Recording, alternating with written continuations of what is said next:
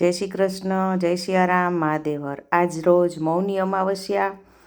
આ દિવસે ગૌસન્માન આહવાન અભિયાન અંતર્ગત રાત્રિના 9 કલાકે હનુમાન ચાલીસાના પાઠ.